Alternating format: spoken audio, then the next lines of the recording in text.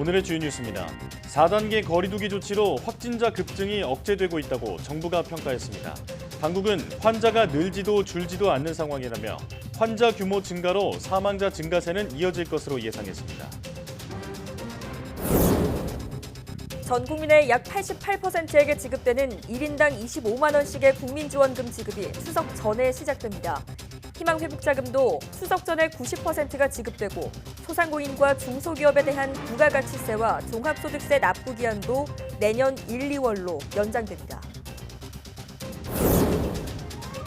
한국은행이 기준금리를 연 0.5%에서 0.75%로 0.25%포인트 인상했습니다. 한은은 최근 가계부채 급증과 물가 인상 등으로 코로나19 확산에 따른 경기 침체 우려에도 금리 인상을 단행한 것으로 알려졌습니다. 미국 모더나사가 FDA의 코로나19 백신에 대한 정식 승인 신청을 마쳤습니다. 앞서 화이자의 코로나19 백신은 지난 23일 FDA로부터 정식 승인을 받았습니다. 학교 대면 수업을 재개한 미국에서 코로나19 어린이 환자가 빠르게 늘고 있습니다. 델타 변이 확산에 기온이 떨어지는 겨울철이 다가오면 감염 규모는 더욱 커질 것이란 우려입니다.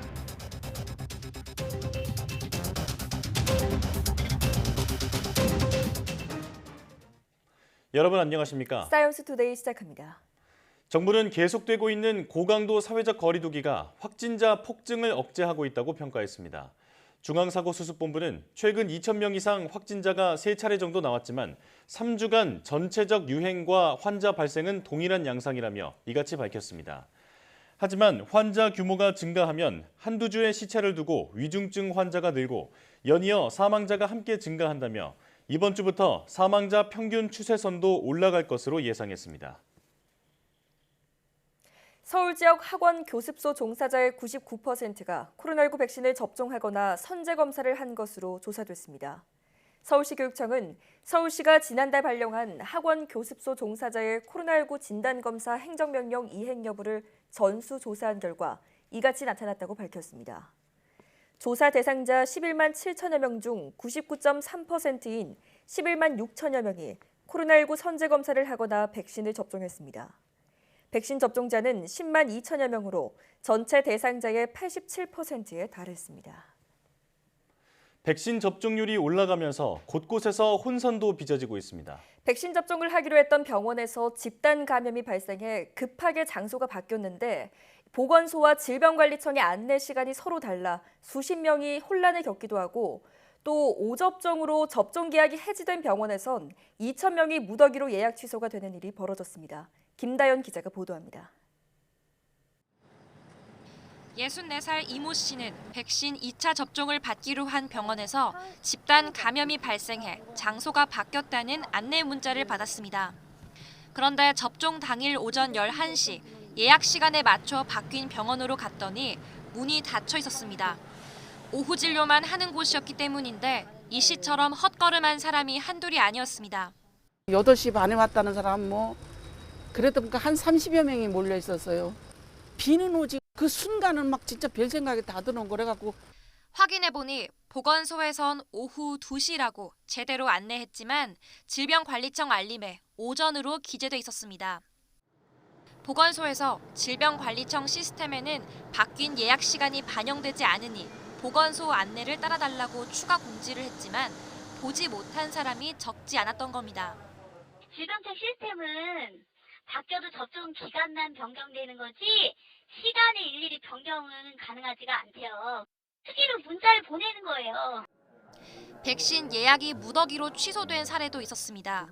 27살 임모 씨는 지난 금요일 1차 접종 예정일을 엿새 앞두고 예약 취소 문자를 받았습니다. 병원 측은 일반 진료에 집중하기 위해 접종을 중단했다고 설명했지만 병원은 그 주사보다도 아픈 환자를 받아야 되는데 좁은데 막 기다리고 이러니까. 보건소에 확인한 결과 해당 내과에서 오접종 사례가 나와 백신 접종 계약을 해지한 게 이유였습니다. 임 씨처럼 예약이 취소된 사람이 2천여 명입니다. 의도치 않게 제가 백신 접종을 거부한 사람이 되는 건 아닌가 하고 좀 겁도 났고 저는 이제 10월 1일에 맞을 수 있더라고요. 보건소는 최대한 비슷한 날짜의 다른 의료기관으로 예약을 옮겨줬다고 밝혔지만 갑자기 일정과 장소를 바꾸게 된 사람들은 항의를 쏟아냈습니다. 곳곳에서 접종을 둘러싼 혼선이 이어지는 상황. 40세 이하 백신 접종이 시작되면서 더욱 접종 인원이 늘어나는 만큼 같은 일이 반복되지 않도록 시스템 보완이 필요합니다. YTN 김다연입니다. 정부는 군 장병의 백신 접종 완료율이 90%를 넘은 만큼 외출이나 면회, 훈련 등 방역 수칙을 조정하는 검토가 진행 중이라고 밝혔습니다. 군 관계자는 영내 마스크 쓰기나 종교 활동 등 일부 수칙을 완화하는 방안이 검토되고 있지만 당장 다음 주부터 시행되는 건 아니고 방역 당국의 검토를 거쳐 차차 실시될 것이라고 말했습니다. 손영래 중앙사고수습본부 사회전략반장도 군의 예방접종 완료율이 90%가 넘기 때문에 군내 거리두기 수칙, 즉 특정 단계에서 외출이나 면회, 훈련을 금지하는지 등 방역 수칙 자체를 조정하는 내부 검토가 진행 중이라고 설명했습니다. 학교 대면 수업을 전면 재개한 미국에서 코로나19 어린이 환자가 급증하고 있습니다. 델타 변이 확산세가 이어지고 있는 가운데 기온이 내려가는 하반기가 되면 학교를 중심으로 한 감염은 더욱 늘어날 것이란 우려가 커지고 있습니다. 박경석 기자가 보도합니다. 지난 13일에서 19일 사이 일주일간 미국의 어린이 코로나19 신규 확진자가 18만 명을 넘긴 것으로 집계됐다고 CNN 방송이 보도했습니다. 이 같은 수치는 7월 말 3만 8천 명에 비해 한 달도 안 되는 기간 동안 4배 이상 늘어난 것입니다. 어린이와 학생 환자는 초중고등학교 대면 수업이 본격화되면서 크게 늘기 시작했습니다. 특히 학교가 마스크 착용을 의무화하지 못하도록 한 플로리다주에서는 15개 교육부에서 학생과 교직원 등 14,400여 명이 신규 확진됐습니다. Over the last several weeks, we have seen an enormous increase in the number of positive patients for COVID-19. Those that are admitted are sicker than what we've seen before, and many of them are requiring care in our intensive care units. 보건 전문가들은 학생 환자 증가세는 앞으로 더욱 가팔라질 가능성이 있다고 보고 있습니다. 델타 변이 확산세가 여전한 가운데 기온이 떨어지는 겨울철이 다가오면 바이러스가 더 쉽게 전파될 수 있기 때문입니다. 초등학교 저학년 어린이의 경우 아직 사용할 수 있는 백신이 없다는 것도 불안 요인입니다. 현재 12세 이상 청소년은 화이자 백신을 맞을 수 있지만 5세에서 11세 어린이용 백신은 아직 임상시험이 끝나지 않았습니다. By the end of this calendar year, it's likely that we'll have enough information to vaccinate children of any age. 하지만 최근 비베크 머시 미 공중보건서비스 단장이 백신 승인 절차가 늦어질 수 있다고 밝히는 등 11세 미만 어린이 백신이 언제 나올지에 대해 전망이 엇갈리고 있습니다. YTN 박경석입니다. 코로나19 백신 미접종자의 감염률이 접종자와 비교해 5배가량 높다고 미국 질병통제예방센터 CDC가 밝혔습니다. CDC가 지난 5월 1일부터 7월 25일까지 로스앤젤레스에서 발생한 4만 건의 코로나19 감염 사례를 분석한 결과 백신 미접종자의 감염률이 4.9배 높은 것으로 나타났습니다. 또 미접종자가 코로나19에 감염된 뒤 입원 치료를 하는 비율은 접종자보다 29.2배 높았다고 CDC는 전했습니다. 현재까지 미국에서 백신을 1회 이상 접종한 18세 이상 성인의 비율은 73.4%, 접종을 완료한 성인은 62.7%로 집계됐습니다.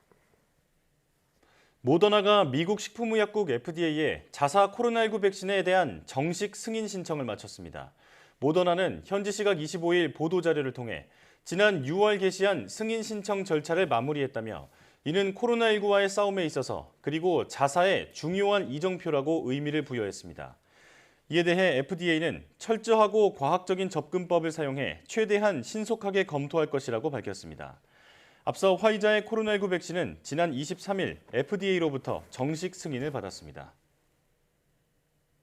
바이든 미국 행정부가 코로나19 백신 부스터샷의 접종 간격을 8개월에서 6개월로 단축하려 한다고 월스트리트 저널이 보도했습니다. 월스트리트 저널은 관계자의 말을 인용해 미 연방규제당국이 백신 접종을 마친 성인에게 3회차 코로나19 백신을 2회차 접종 뒤 8개월이 아니라 6개월이 된 시점부터 맞도록 승인할 것 같다고 전했습니다. 이 관계자는 미 식품의약국 FDA가 검토하고 있는 백신 제조업체나 다른 나라의 데이터는 모두 2차 접종 뒤 6개월 경과 시점에 부스터샷을 제공하는 것을 전제로 하고 있다며 이같이 말했습니다. 그러면서 화이자와 모더나, 얀센 세 종류 백신 전체에 대한 부스터샷 승인이 9월 중순쯤 이루어질 것으로 예상한다고 밝혔습니다. 일본에서 코로나19 신규 확진자가 하루 2만 명 이상 쏟아지며 심각한 병상 부족 현상이 벌어지고 있습니다. 일본 정부는 지금까지 경험한 적 없는 확산세가 이어지고 있다며 광역지자체 8곳에 추가로 비상사태를 발령했습니다. 보도에 김형근 기자입니다. 일본의 코로나19 하루 신규 확진자는 연일 2만 명을 웃돌고 있습니다. 환자가 크게 늘면서 병상 부족도 심각합니다. 10만 명 가까이가 병원에 가지 못하고 자가 치료를 하고 있습니다. 減少という地域はほとんどありません。で、すべての地域で新規感染者数が急速に増加をしている。でまさに災害時の医療という状況に近い。 스가 총리는 지금까지 경험한 적이 없는 확산이 계속되고 있다며 우려를 표시했습니다. デルタ株の感染力が非常に強く、この危機を乗り越えていくため、国民の皆さんのさらなるご協力が必要となります。 일본 정부는 홋카이도 등 8개 지역에 추가로 긴급사태를 발령했습니다. 기존 13곳을 포함해 긴급사태가 내려진 지역은 21곳으로 늘었습니다. 중점조치 지역도 4곳이 추가돼 모두 12곳으로 늘었습니다. 긴급사태나 중점조치가 내려진 지역을 합하면 모두 33곳으로 일본 47개 광역지자체의 70%에 이릅니다. 하지만 이 같은 조치가 기대만큼 효과를 거둘 수 있을지는 회의적입니다.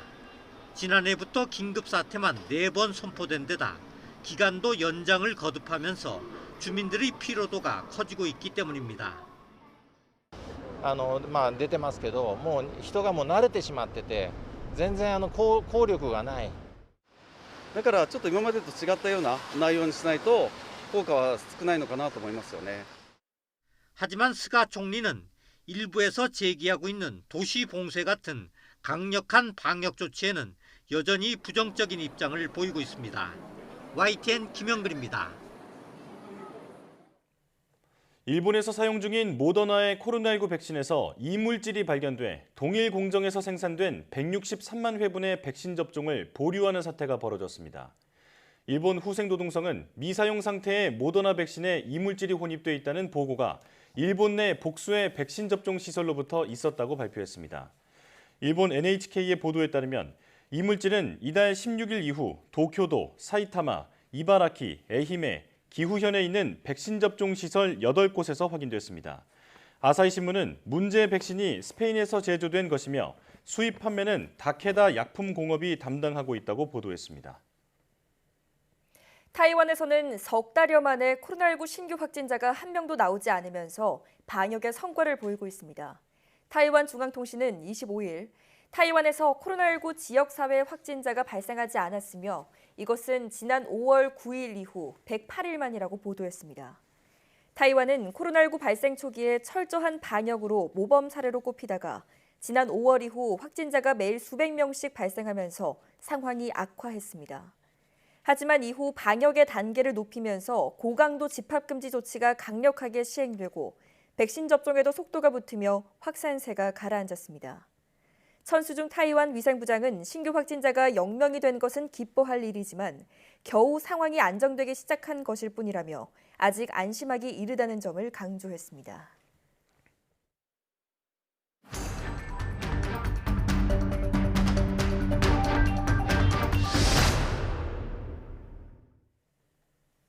신규 환자는 1,882명으로 하루 만에 2,000명대 아래로 내려갔지만 하루 사망자는 20명으로 4차 대유행 이후 최다를 기록했습니다. 자세한 내용 코로나19 브리핑에서 고려대학교 약학대학 김정기 교수와 함께 알아보겠습니다. 전화로 연결돼 있습니다. 교수님 나와 계시죠? 네, 안녕하세요. 예, 4차 대유행 이후 일일 사망자 수가 최다를 기록했습니다. 사망자 증가, 어떤 이유 때문으로 봐야 할까요? 말씀하신 것처럼 전날 사망자가 20명 발생해서 4차 유행 이후 일일 최다 사망자 수를 보였거든요. 이렇게 사망자 수가 증가하는 원인은 기본적으로 확진자 수 증가와 이에 따른 위중증 환자 증가가 원인이다라고 할 수가 있습니다. 네. 4차 유행이 시작되면서 지난 7월 7일 이후 52일째 4자릿수 신규 확진자가 연일 발생을 하고 있고 이에 따라 위중증 환자도 계속 증가를 하고 있거든요. 네. 현재 425명을 기록하고 있는데 앞서 말씀드린 것처럼 기본적인 이유는 물론 현재 렘데시비르나 항체 치료제와 같은 일부 치료제는 있습니다만 아주 효과적인 이렇다 할 치료제가 없는 상황에서 확진자 수가 증가를 하고 있고 이에 따라 위중증 환자가 증가하기 때문이다 이렇게 보고 있습니다. 예. 자, 확진자 증가가 곧 위중증 환자 증가로 이어졌기 때문에 사망자 수가 늘고 있다 이렇게 분석을 해주셨는데요. 자, 그렇다면 일일 사망자 수 증가가 언제까지 이어질 것으로 보십니까? 일단 확진자 수가 증가를 하고 이에 따라서 위중증 환자가 증가를 하게 되면 일정 비율로 위중증 환자도 증가하고 사망자도 증가한다 이렇게 보시면 될 것 같습니다. 예. 보통 위중증 환자는 신규 확진자가 발생한 후 약 2주 후에 발생을 하게 되고 이 중에서 사망자는 위중증 환자 중에서 한 2주 정도 후에 사망자가 발생을 하는 경향성이 있거든요. 따라서 앞으로 이 4차 유행의 정점이 언제까지 지속이 될 거냐 이에 따라 달려 있는데 제 개인적으로는 한 10월 초에서 중순쯤으로 보고 있습니다. 예. 그래서 이 시점부터 약 한 달 후까지는 사망자 수 증가가 계속 이어지지 않을까 이런 생각을 가지고 있습니다. 네. 자, 이어서 백신 관련 이야기도 해보겠습니다. 모더나 백신을 맞은 뒤 급성 골수성 백혈병 진단을 받고 사망했다는 사례가 신고돼 방역당국이 조사에 나섰습니다. 이례적인 사례로 봐야 할까요? 일단 골수성 백혈병은 조혈모세포가 악성 암세포로 변하면서 골수에서 증식을 하게 되고 이게 말초 혈액으로 퍼져나와서 전신에 영향을 주는 가장 흔한 형태의 백혈병이거든요. 네. 이러한 백혈병이 급성으로 나타나는 게 급성 골수성 백혈병인데 보통 주요 원인으로 보면 정확한 원인은 알려져 있지는 않습니다. 근데 예. 대표적인 원인으로 생각되는 부분이 유전적인 요인이나 아니면 흡연, 방사선이나 화학약품 노출 등이 원인으로 알려져 있는데 네. 아직까지는 코로나19 백신뿐만 아니라 어떤 형태의 백신도 급성 골수성 백혈병의 원인이 된다라는 보고가 없습니다. 예. 그렇기 때문에 이번 모더나 백신 접종 후에 발생한 급성 골수성 백혈병은 백신 접종과의 인과성이 상당히 낮다 이렇게 판단을 하고 있고요. 예. 아무래도 모더나 백신 접종과는 별개로 급성 골수성 백혈병이 발생한 게 아닌가라고 조심스럽게 예측을 합니다. 예. 자, 그런가 하면 인터넷 커뮤니티 등에선 여성들이 백신 접종 후에 생리불순이나 부정출혈 등을 겪었다는 후기가 적지 않게 올라오고 있습니다. 백신 접종과의 인과성을 의심해 볼 수는 없는 건가요? 일단 생리불순이나 부정출혈 같은 경우에는 스트레스라든가 아니면 불규칙한 생활, 체중 변화, 과도한 운동, 약물 복용 등에 의한 호르몬 불균형 이런 부분들이 대표적인 원인으로 생각이 되고 있고요. 네. 그 이외에도 다양한 원인이 있습니다만 아직까지 백신, 특히 코로나19 백신이 생리에 어떤 영향을 일으키는지에 대해서는 아직까지 충분한 연구가 진행되어 있지 않습니다. 네. 따라서 현재 기준으로는 생리불순과 부정출혈이 백신 접종과의 인과성이 있다라고 보기는 좀 어렵지 않나 이런 생각을 갖고 있는데 반면에 일부 전문가들의 의견에 따르면 백신 접종 후에 하혈을 경험한 사례들이 보고되고 있다라고 하고 있거든요. 네. 특히 생리와 관련돼 있는 부분이 신체 중에서는 자궁 내막인데 네. 이 자궁 내막에도 면역세포가 존재를 합니다. 근데 백신, 특히 코로나19 백신은 면역 반응을 좀 다소 과도하게 유발하는 경향성이 있거든요. 네. 그렇기 때문에 코로나19 백신 접종에 따른 과도한 면역 반응이 자궁 내막에 존재하는 면역세포에 영향을 줄 수가 있다. 그렇게 해서 하혈이 발생할 가능성도 있다라고 생각은 합니다. 예. 네, 하지만 아직까지는 과학적인 근거는 없지만 그래도 여러 가지 사례를 봤을 때는 개연성이 있을 수도 있다라고 개인적으로 생각을 하고 있고요. 이러한 현상들이 보통은 일시적이고 장기적이진 않은 걸로 알려지고 있거든요. 네. 그렇기 때문에 지나치게 걱정할 필요는 없는데 만일 이러한 현상이 일시적이지 않고 길어진다라고 하면 의료진의 도움을 받는 게 적절하지 않을까 이렇게 생각을 하고 있습니다. 예. 자, 한편 국내 3분기 주력 백신이죠. 일본에서 접종 중인 모더나 백신에서 이물질이 발견됐다고 합니다. 식약처는 일본에서 이물질이 발견된 모더나 백신과 같은 제조번호 제품이 국내에는 없다고 밝혔습니다. 그렇다면 국내에 공급된 모더나 백신은 안심하고 맞아도 될까요? 일단 백신 완제품에 이물질이 포함된 사례는 비단 이번 모더나 백신뿐만 아니라 보통 독감 백신 등 다른 백신에서도 간혹 발생하는 경우가 있습니다. 보통은 제조 과정이나 보관 과정에서 문제가 생기면서 발생을 하게 되는데 네. 그렇다고 해서 이물질이 포함된 백신을 그냥 맞아도 된다라는 의미는 아니고 절대 아니고요. 지나치게 우려하실 필요는 없다라고는 생각을 하고 있습니다. 예. 특히 뭐 말씀하신 것처럼 국내에 보급된 모더나 백신이 라트 번호, 즉 제조 번호가 이번에 일본에서 이물질이 발견된 모더나 백신의 라트 번호하고는 다르다라고 하고 있고 네. 그렇기 때문에 일단은 국내에 공급된 모더나 백신에 대해서는 크게 우려하실 필요는 없다라고 생각을 합니다만 예. 접종을 하시는 의료진들께서 보통 백신을 의료기관에서 분주를 하게 되거든요. 그러니까 분주라는 게 개별 주사기에 나누어 담는데 이때 이물질이 포함되어 있는지를 좀 주의 깊게 살펴보실 필요는 있다라고 생각을 하고 있습니다. 예. 네. 자, 안심해도 되지만 조금 더 접종 과정에서 신경을 써야겠습니다. 미국이 부스터샷 접종 기한을 8개월에서 6개월로 앞당길 것으로 알려졌습니다. 백신의 항체 지속 기간이 고려된 결정일까요? 일단은 백신의 항체 지속 기간이 고려된 부분이다라고 봅니다. 그러니까 미국에서 부스터샷 접종 시점을 당초에 2차 접종 완료 시점으로부터 8개월 후로 잡았었는데 네. 정확한 근거는 알려져 있지는 않습니다. 근데 제 개인적인 생각으로는 미국에서 2차 접종 완료자가 처음 나오기 시작한 시점이 1월 초이거든요. 네. 그러니까 현재 시점까지 기간을 고려했을 때 한 8개월 정도 되기 때문에 처음에는 8개월로 설정을 하지 않았나 생각을 하고 있고 다만 이후에 백신 제조업체하고 미국의 FDA가 부스터샷 검증 실험을 할 때 6개월의 접종 간격을 두고 진행을 했거든요.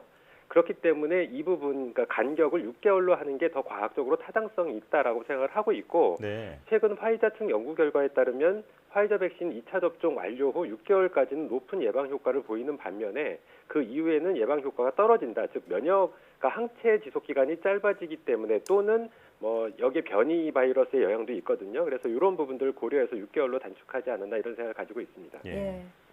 자, 또 미국 존슨앤존슨이 자회사 얀센이 개발한 백신으로 추가 접종을 할 경우 항체 수준이 크게 높아진다 이렇게 밝혔는데요. 이건 어떤 의미로 봐야 될까요? 일단 기본적으로 백신은 추가 접종을 하게 되면 항체 수준이 높아지는 것은 면역학적 원리로 당연한 부분입니다. 예. 근데 여기서 한 가지 주목할 부분은 얀센도 아스트라제네카 백신처럼 아데노바이러스 전달체를 이용한 백신 형태거든요. 네. 만일 아스트라제네카 백신처럼 그러니까 얀센 백신이 1회만 접종하지 않고 아스트라제네카 백신처럼 짧은 기간 내에 추가 접종을 하게 되면 2차 접종 후에 생성되는 항체의 어떤 정도가 생각보다는 증가폭이 적을 수 있다 이렇게는 보고 있습니다. 네. 그렇기 때문에 아스트라제네카 백신도 1차 접종 후에 4주 후가 아니라 보통 8주 이상, 보통은 우리나라 같은 경우에 10주에서 12주 후에 2차 접종을 하게 되는데요. 이번 얀센 연구 결과는 얀센 백신 접종 후에 6개월이 지난 시점에 추가 접종을 한 거거든요. 네. 그렇기 때문에 아데노바이러스 전달체에 의한 영향을 덜 받았다. 즉, 그 제약사에서 기대하는 수준만큼 항체가를 충분히 높일 수 있었다. 이렇게 보시는 게 맞을 것 같습니다. 네. 자, 우리도 부스터샷을 고려하고 있는데 해외 사례를 면밀하게 관찰해야겠습니다. 지금까지 고려대학교 약학대학 김정기 교수와 함께 코로나19 상황 살펴봤습니다. 교수님 고맙습니다. 네, 감사합니다.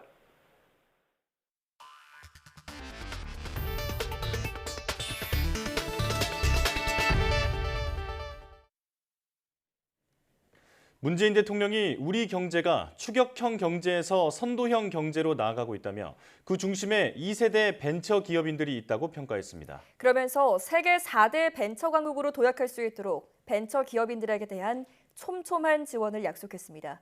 문 대통령의 연설 직접 들어보겠습니다. 20년 전 1세대 벤처 기업인들이 IT 강국으로 가는 디딤돌을 놓았고 이제는 2세대 후배들이 우리 경제의 새로운 도전을 이끌고 있습니다.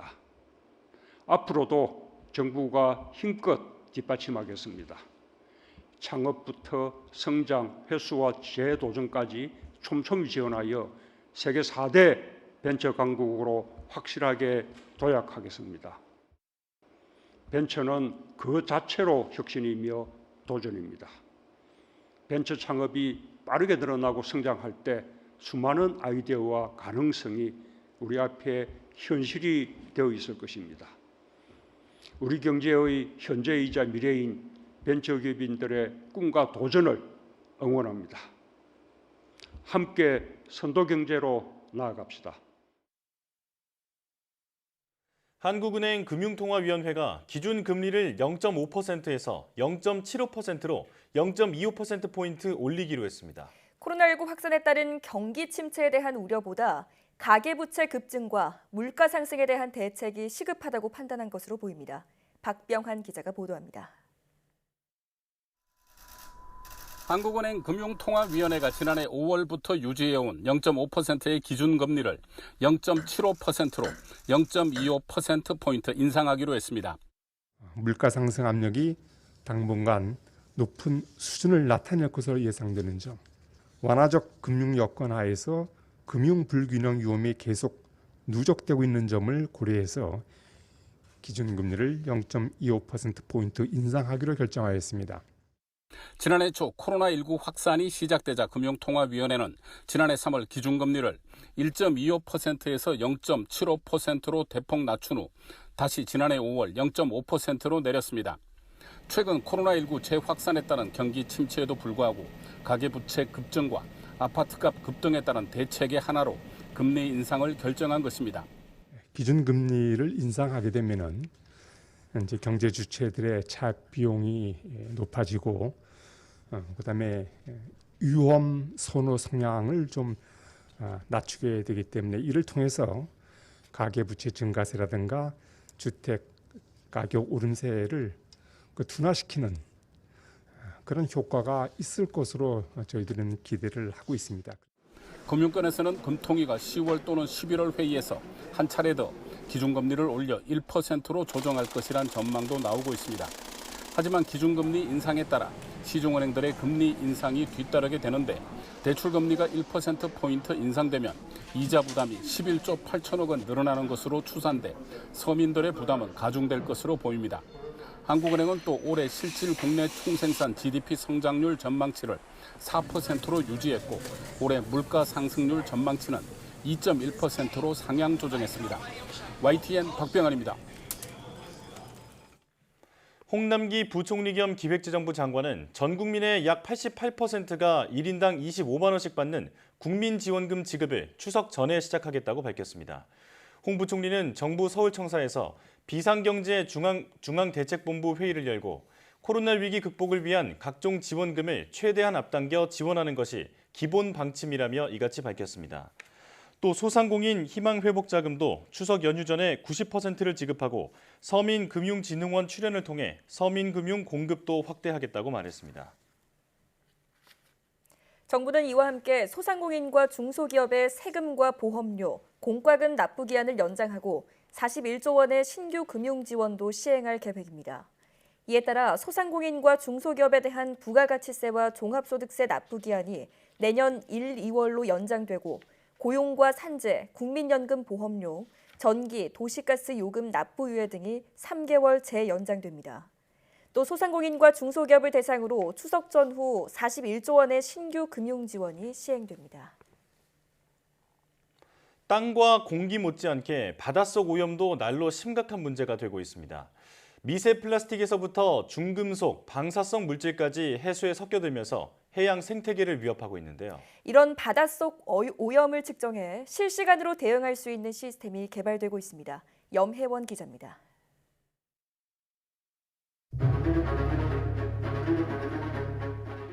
바다를 오가는 수많은 선박에서 기름이 유출되고 육지에서 흘러드는 오염물질. 여기에 일본이 후쿠시마 원전 오염수 방류 계획까지 밀어붙이면서 정부도 모든 조치를 취하겠다고 경고했습니다. 우리 정부는 국민의 안전을 최우선으로 하여 앞으로 필요한 모든 조치를 국제사회와 함께 해나갈 것이며 이 같은 해수 오염 문제에 대응하기 위해서는 무엇보다 중요한 것이 빠른 탐지와 데이터 전송입니다. 현재 난랑 기준값이 이제 수온, 풍속, 산소 용존량. 최근 대학, 기업이 함께 이를 측정할 수 있는 시스템 구축에 나섰습니다. 주요 오염원들을 수중에서 탐지해내는 겁니다. 오염물질뿐만 아니라 수온, 수질 등을 해저 센서가 측정하면 수중통신기지국이 이 정보를 수집해 수면 위에 통신 부위에 전송하는 방식입니다. 실험을 위해 물속 센서 부근에 방사능 물질인 세슘을 흘려봤더니 생태계에 영향을 미치지 않는 극소량인데도 정확히 감지해냈습니다.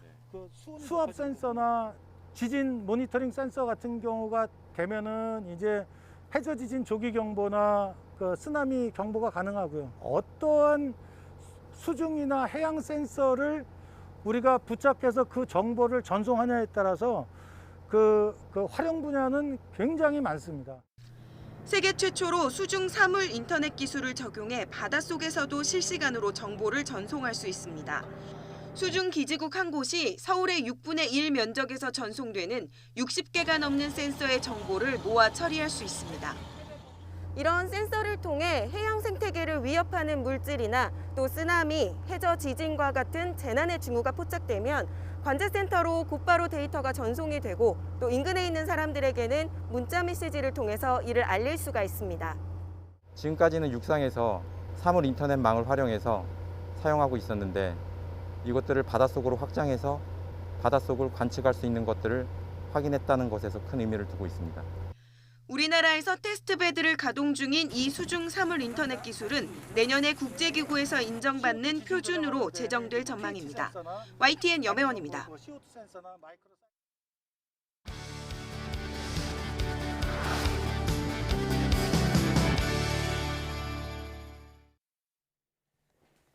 코로나19 유행에 잘 대응하기 위해서는 확진자를 예측하고 적합한 방역 정책을 세우는 게 중요한데요.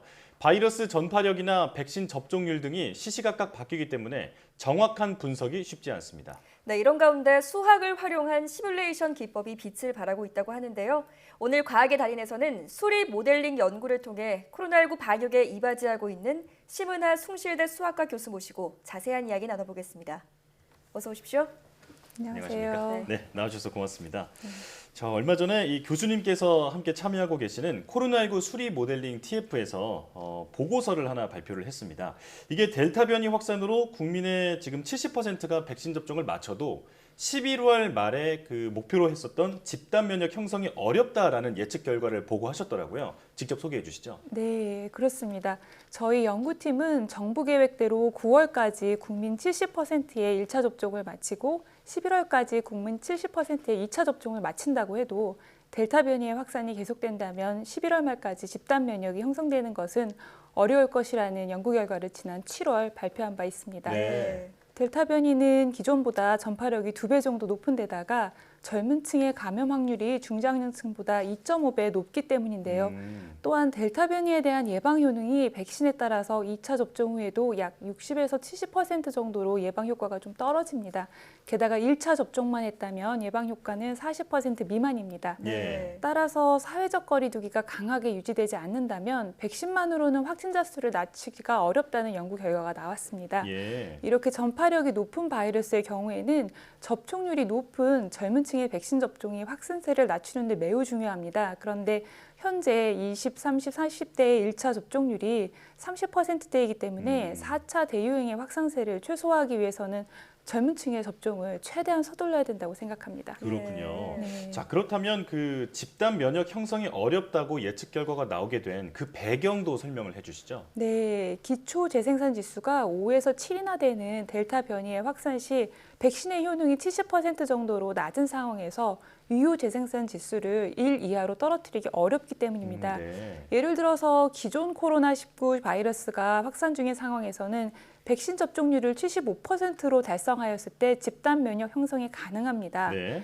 기초 재생산 지수가 3이라고 보고 접종률이 75%, 백신 효율이 95%라고 가정하면 아마 화면과 같은 계산 결과가 나옵니다. 네. 이 경우에는 유효 재생산 지수가 1 이하이기 때문에 기존 코로나19 바이러스 확산 상황에서는 백신에 의존한 집단 면역이 가능한 상황이었습니다. 예. 그런데 델타 변이의 경우 기초 재생산 지수가 7이라고 가정하고 백신 예방 효과를 70%라고 하고 계산을 다시 해보면 75%의 예방 접종률을 달성한다 하더라도 유효 재생산 지수가 3.33으로 계산됩니다. 그렇네요. 네. 네, 심지어 접종률을 1에 가깝게 끌어올린다 하더라도 즉 모두를 백신 접종을 한다 하더라도 유효 재생산 지수가 1 이하가 되지 않습니다. 예. 그러므로 델타 변이가 유입된 상황에서 백신으로 집단 면역을 형성하는 것은 실제로 어렵다고 볼 수 있습니다. 네. 이게 수학적으로 분석을 해보니까 이해가 쏙쏙 되는 것 같은데요.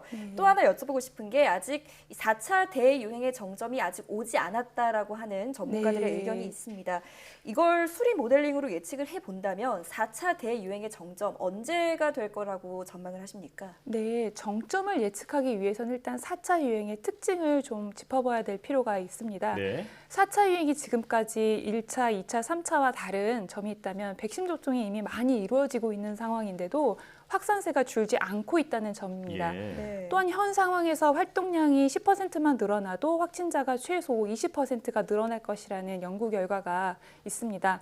게다가 젊은 층이 델타 변이에 취약하다는 결과가 있는데요. 오히려 접종률은 지금 낮다 보니까 4차 유행을 막기가 힘든 것 같습니다. 예. 따라서 4차 유행은 9월까지도 아마 완만하게 진행되고 이후에는 아마 점점 완만하게 꺾일 것으로 예측됩니다.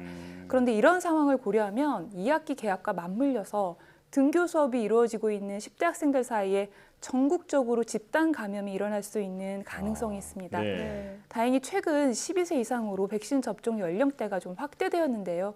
등교 수업을 안전하게 하려면 12세 이상의 학생들의 백신 접종이 굉장히 시급한 상황입니다. 네. 일단 수리 모델링으로 봤을 때는 9월에 정점을 찍고 그 이후에 완만하게 조금 꺾일 것이다. 이렇게 네. 지금 보고 계시는 건데요. 네. 자, 정부에서는 40대 이하 백신 접종이 속도가 붙으면 확진자가 조금씩 줄어들 것으로 기대를 하고 있습니다. 네. 자, 정부 기대대로 백신 접종자가 늘어나면 네. 지금의 확산세가 좀 확 꺾일 수 있을까요? 복잡한 이야기인데 40대 이하의 백신 접종은 확실하게 확산세를 꺾는 데는 조금 도움은 될 것입니다. 그런데 네. 최근 델타 변이 바이러스가 우세종이 되었기 때문에 백신 효과가 전체적으로 감소된 상황이고 좀 전에 말씀드렸듯이 백신만으로 집단 면역을 형성하는 것은 기대하기 어려울 것 같습니다. 이렇게 집단 면역의 형성이 어려운 상황이라면 이제는 확진자를 최소화하는 방법을 좀 다각도로 열어놓고 생각해 볼 필요가 있습니다. 예. 즉 백신 수급과 접종 속도가 지금 제한적인 상황이기 때문에 2차 접종보다는 젊은 층의 1차 접종에 백신 수량을 우선적으로 사용하는 것이 확산세를 꺾는 데는 훨씬 효과적이라고 예측됩니다. 예. 또 학교에서 일어날 수 있는 집단 감염을 막으려면 12세 이상 학생들의 백신 접종도 서둘러야 할 것 같습니다.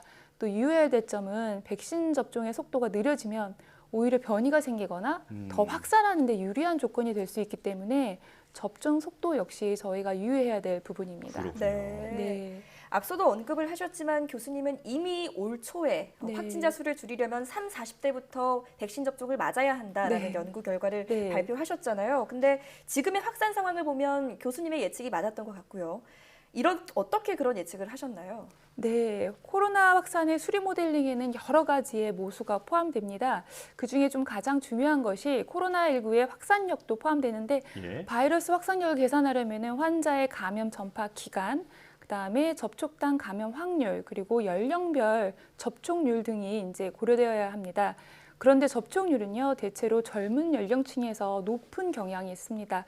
그렇기 때문에 이러한 연령별 모수를 사용한 확산 시나리오를 시뮬레이션을 통해서 예측해 보면 연령대별로 감염 확률 및 전파 확률을 알아낼 수 있는데 이런 연구를 바탕으로 저희 연구팀은 확진자 수를 줄이려면 활동량이 많은 30, 40대의 백신 접종을 우선해야 된다는 결론을 도출한 바 있습니다. 예. 확산 예측 모델링을 이용하여 다양한 백신 정책을 미리 시나리오별로 시뮬레이션을 해볼 수 있는데 그렇게 해서 백신 정책에 따른 효과를 각각 저희가 예측했습니다. 예. 그런데 전파력이 높은 델타 변이의 경우에는 더욱더 백신 물량을 2차 접종보다 젊은 층의 1차 접종에 집중하는 것이 확진자 수를 줄이는 데 더 효과적이라고 저희는 예측하고 있습니다. 그렇군요. 네. 자, 어떤 그 숫자에 대해서 말씀을 해주시다 보니까 네. 점점 더 믿음이 가는데요. 네. 자, 그런데 이 코로나 감염 상황이나 그 네. 백신 효과 같은 것을 이 수학적으로 예측한다라는 게 언뜻 잘 이해가 되지 않거든요. 네. 이 수리 모델링을 통한 예측 도대체 어떻게 하는 건가요? 네, 감염병 확산 수리 모델링은 매우 다양한 기법이 사용되고 있는데 네. 최근에는 소프트웨어 개발과 슈퍼컴퓨터까지 동원된 시뮬레이션까지 되어서 굉장히 폭넓게 이루어지고 있습니다. 네. 그런데 그중에서 좀 가장 기본적이면서 가장 널리 쓰이는 방법이 결정론적 수학적 모델링입니다. 네.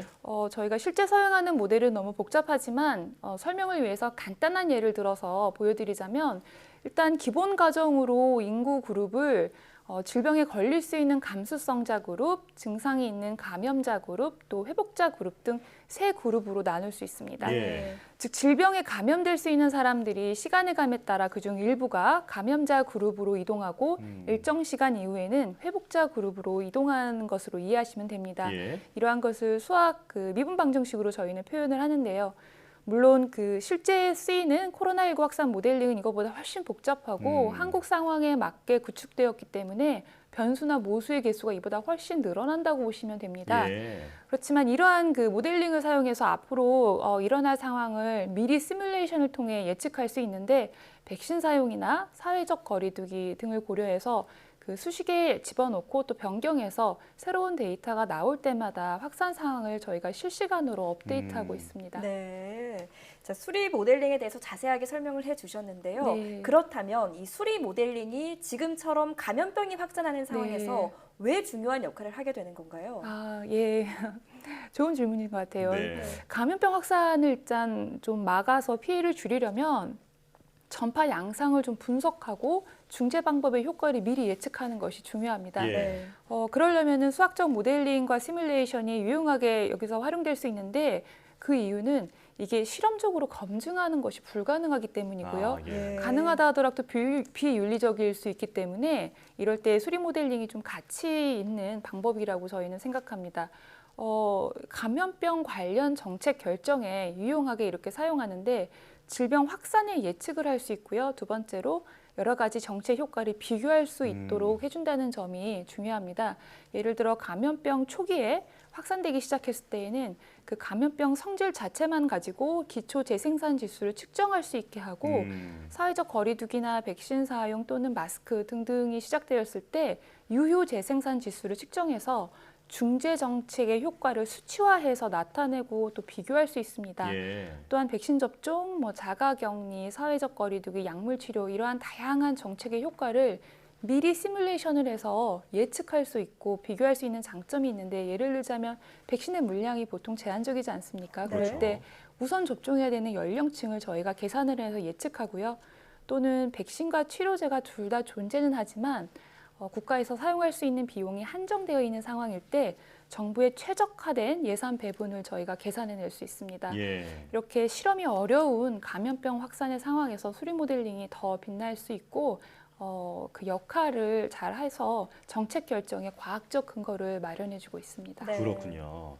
자, 그동안 수학이 어렵기만 하고 또 실생활에 네. 큰 관련이 없다 이렇게 생각해온 분들은 오늘 교수님 말씀 들으면서 생각이 많이 달라졌을 것 같습니다. 네. 자, 수리 모델링에 대한 얘기를 쭉 들어봤는데 네. 그렇다면 교수님께서는 어떤 계기로 이런 수리 모델링을 연구하게 된 건가요?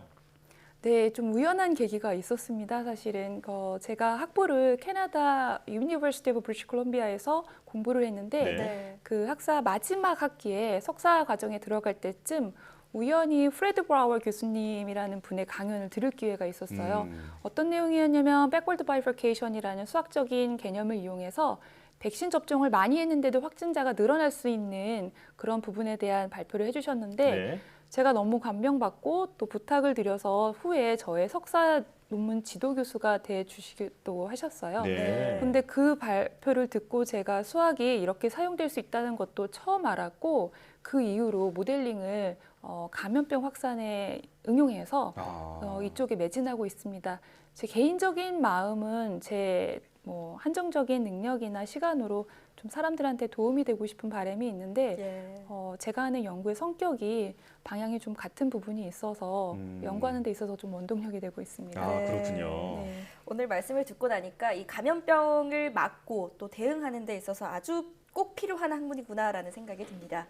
자, 앞으로도 코로나19 종식 전까지는 수리 모델링 TF팀에서 다양한 연구를 하실 것 같은데요. 네. 앞으로의 계획이 있다면요? 네, 저희가 지금 진행하고자 하는 연구가 두 가지 정도 있는데요. 일단 현재 일부에서 보이고 있는 백신 기피 현상이 제가 보기엔 정부 접종 정책에 좀 영향을 미칠 수 있을 것 같아서 네. 집단 면역의 형성 여부를 어떻게 결정할 수 있는지 게임 이론을 이용해서 분석하는 연구를 미국 피츠버그 의과대학 연구팀과 공동으로 지금 진행 중에 있습니다. 네. 그 외에는 이제 저희 연구팀이 단기간으로 계획하고 있는 건 국내 부스터 백신 접종 방안에 대해서 모델링을 통한 연구를 진행하고 싶은데요. 예. 현재 나와 있는 연구 결과를 우선 말씀드리자면 코로나 백신 1, 2차의 접종률을 높이는 것이 부스터 백신 효과 접종률을 높이는 것보다 확진자를 줄이는 데는 더 높은 효과를 가져올 것으로 저희가 예측하고 있습니다. 네. 그런데 지금 현재 그 정부에서 계획하고 있는 코로나 백신 1, 2차 접종이 어느 정도 완료된 이후에는 아마도 국내에서도 부스터 백신에 대한 논의가 활발하게 이루어질 것으로 예상합니다. 예. 네. 백신의 예방 효과는 점진적으로 떨어지고 부스터 백신은 백신 접종 완료 이후 일정 시간이 지난 사람들에게 적용될 수 있기 때문에 부스터 백신이 언제 국내에 도입되어야 되는지 그 적절한 시기를 저희가 예측하고자 합니다. 또한 생각해보면 중증도가 높은 고령층과 접촉률이 높은 젊은 층을 비교하자면 어떤 연령층이 부스터 백신을 가장 필요로 하는지 모델링을 통해서 예측하고 싶고요. 그것에 기초해서 부스터 백신이 필요한 물량 그리고 국내 도입 시기를 적절한 그 도입 시기를 수리 모델링으로 계산하고자 하는 것이 저희 목표입니다. 예. 네. 정말 중요하고도 또 큰 숙제가 앞으로 네. 많이 남아 있네요. 오늘 말씀을 들어보니까 수리 모델링이 코로나 상황에서 어떤 네. 일기예보 같은 역할을 해주지 않을까 맞습니다. 이런 생각이 네. 듭니다. 네. 앞으로도 코로나 극복에 많은 도움 주시기를 기대하겠습니다. 네, 지금까지 감사합니다. 숭실대학교 수학과 심은하 교수와 함께했습니다. 고맙습니다. 예, 감사합니다.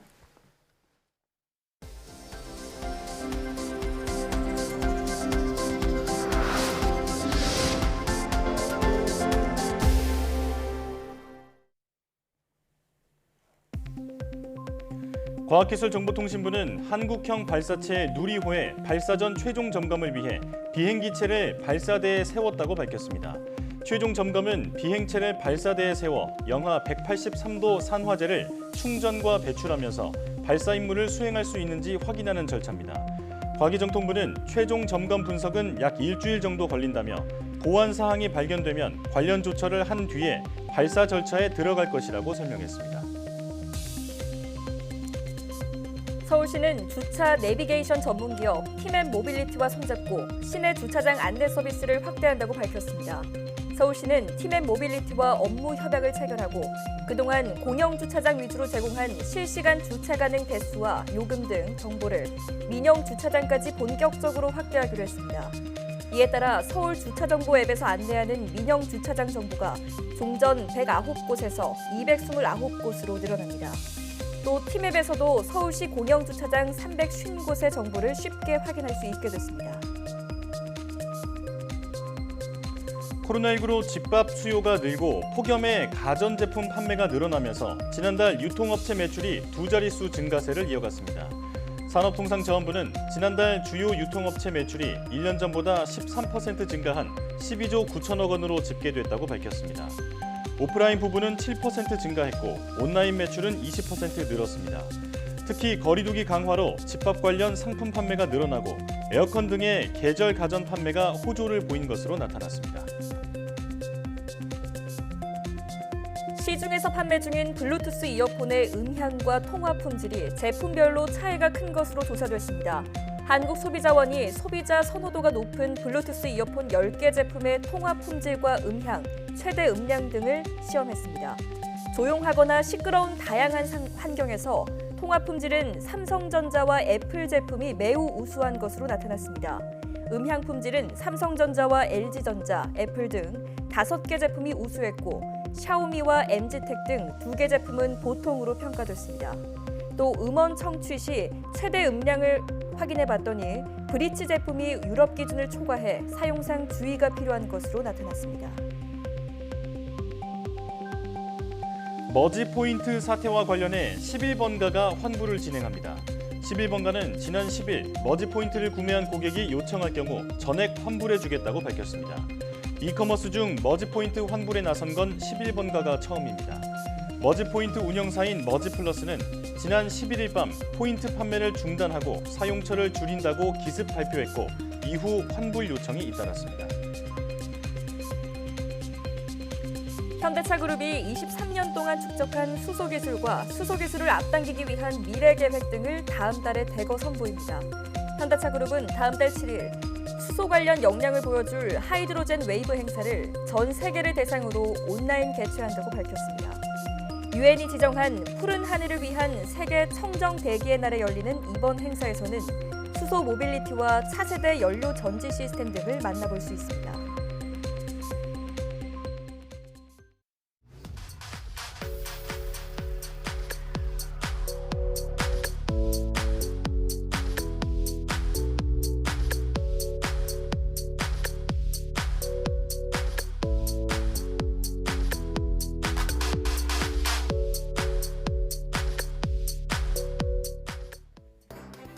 백신 접종 과정에서 크고 작은 혼선으로 접종 대상자가 불편을 겪는 사례가 늘고 있습니다. 보건소와 질병청의 안내가 엇갈려 헛걸음을 하고 접종 가능 병원 현황이 갱신되지 않아 수천 명의 예약이 취소되는 일도 있었는데요. 원활한 백신 접종을 위해 시스템 보완이 이루어져야겠습니다. 사이언스 투데이 마칩니다. 함께해 주신 여러분